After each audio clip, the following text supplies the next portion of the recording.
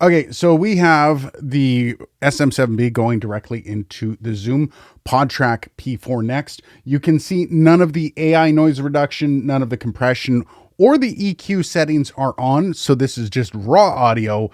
And yeah, the gain's set at about 1 o'clock, give or take. So lots of gain on this thing.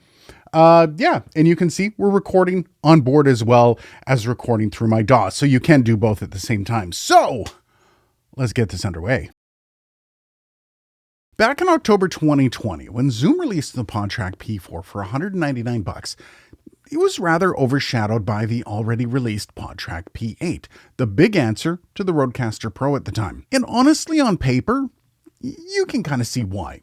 Zoom went big on the P8. More inputs, more gain, more screen, all in an attempt to one-up Rode. The big issue, though, was that they misunderstood what the market was needing, what the market was asking for. You see, more inputs on a podcasting board was cool, I guess, but extremely niche, as most podcasts were under 4 people anyways. And sure, more gain was great, but not if it was really noisy. And when you dig into the specs, there were a couple corners cut that seemed to spell the end for the P8. And that came down to the bit depth and the sample rate. 16-bit and 44.1 sample rate, which was okay at the time, but the world was already moving towards 24-bit and 48 kilohertz as a standard for podcasting. Not to mention, the P8 was able to record multitrack to an SD card, but to use it as an interface for your computer, you only got a stereo sum. And for the launch price of $400, well, it was $200 cheaper than the Rodecaster Pro, it was outclassed in almost every way except for the aforementioned extra inputs and little bit of noisy gain, if you ask me. The final nail in the P8 coffin was when the Tascam Mixcast 4 came out less than a year later and only $100 more, with all the things the P8 didn't have. But as the world moved on from the P8, and in the most dismissive way I might add, the P4 continued to sell. And it continued to impress. Because while all those specs on a $400 mixer were bad, on a $200 mini mixer with 4 inputs, it was just what the doctor ordered for many trying to get into podcasting without selling their kidneys. And to this day, dollar for dollar, the P4 remains one of the best purchases you can make to start a more than 2-person podcast. Well, that is until this came up, the PodTrack P4Next, the perfect follow-up to the almost perfect P4. By the way, if you are excited by the review here and you want to check it out for yourself, I do have an affiliate link down below that does go to support the channel. Of course, finish watching the video first though.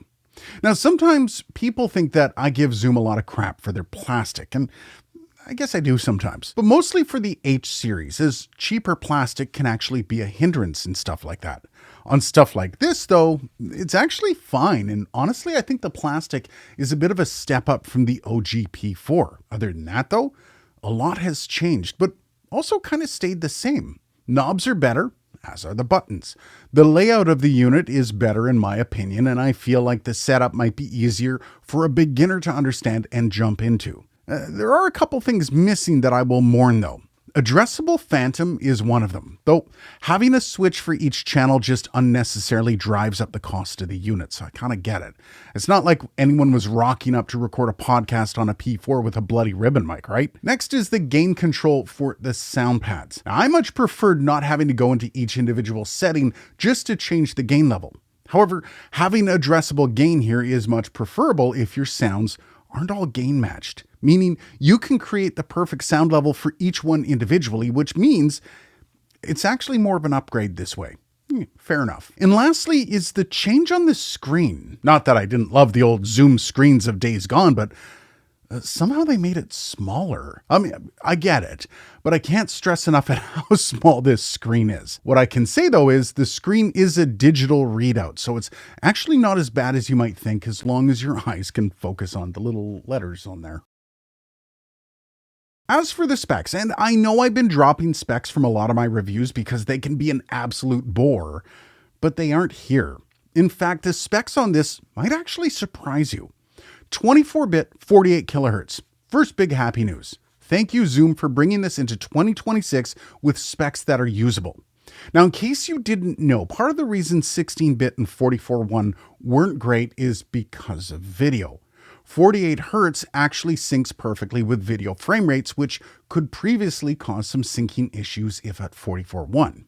Now, resampling has been a thing for some time, meaning it wasn't really an issue, but whenever you leave automatic processes up to the ghost in the machine, issues can pop up from time to time. So this literally makes that a non-issue. The next big uplift here is the EIN, or the noise that the unit puts out on its own. The original P4 was neg 121 dBu, while this updated unit sits at neg 125, which is a huge swing. That means it won't have as much noise when you gain it up to use gain-hungry mics like this, the SM7B. Now, here's where this thing really does start to shine. The signal processing on the original P4 was just a limiter and a high-pass filter. Now, those are still here, but there's some other new options on here. You get a single EQ setting, a single compression, and an AI noise reduction button. But let's turn the EQ and the compression on. So those EQ and compression, they're very much an okay add-on. Nothing to blow you away though, but with this SM7B, it is a nice change to the stock sound. As for the AI noise reduction, now this is a super simple solution for noise removal, and it's not perfect either. I was getting some weird low hum that was getting through, and I'm not sure what that was, but for most setups, it should actually be fine. There's one caution here though. I do not like the EQ settings on the pod mic and some other microphones. I found the high shelf was rather piercing. Now this is going to be different person to person, voice to voice, and mic to mic. The compression does seem fine, but again, I generally think that any and all effects should be added in post, because if something goes wrong, especially with noise reduction, and it's baked into your recording, as Dylan likes to say, you can't uncook bacon. So use these bells and whistles sparingly. Okay, so let's take a look at what the EQ sounds like with it on and with it off. This is me without the EQ setting on. I'm going to press the tone button, and now we have the EQ on. Now we're going to turn it back off again, and you can hear the difference with it off, and you can hear the difference with it on. Now let's take a look at the compression. This is with compression off, and it will be a little harder to hear the difference with compression on. Let's turn it on there. You really do hear the compression kick in with the tone. This is with compression on, and this is with compression off. Now let's do both of them together. This is with tone and compression off, and this is with tone and compression on. You can hear a big difference here. Tone and compression on, tone and compression off. Now let's take a look at the AI noise reduction, and this one's pretty simple. This button here, you're going to press it and you're going to be quiet for about 10 seconds. And as soon as you see it flash like that, it's done. Now, I have a pretty quiet studio, so it's not going to make a huge difference, but I do notice with any kind of noise reduction, it can reduce from your voice a little bit if you're not careful. So I really do like keeping it off, so I'm just going to turn it off. There we go. Okay, saving the best for last, and that is the way this thing interfaces with your computer. You see, up until now, all of Zoom's podcasting interfaces have been able to record multi-track to an SD card, which is handy, but would only give you a stereo output to a DAW on a computer. Not handy whatsoever. Now, Zoom has the ability to record multi-track into a DAW on this thing.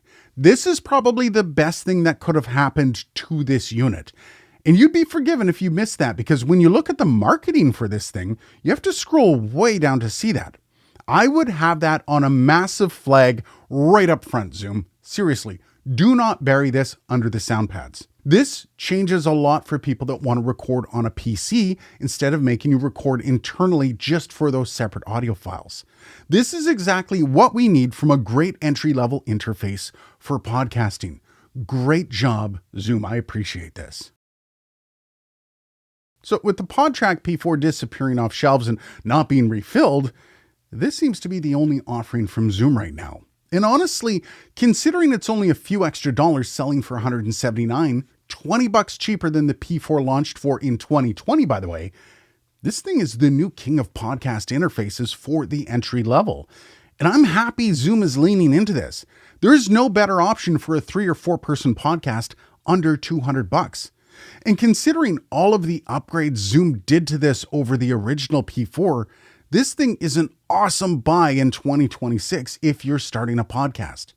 And I really do hope Zoom starts to lean into this model too. Remember, cheap is good, but cheap with a minimum quality is super important. And this part of the industry is super underserved, and honestly, Zoom kind of has a stranglehold on it. So I'm hoping this continues. So big old yes from me. And of course, if you're looking at buying this baby, I'm going to have those affiliate links down below if you're looking to support the channel. Let me know what you think about this upgrade to the P4 though. Cheers guys, and thanks for watching.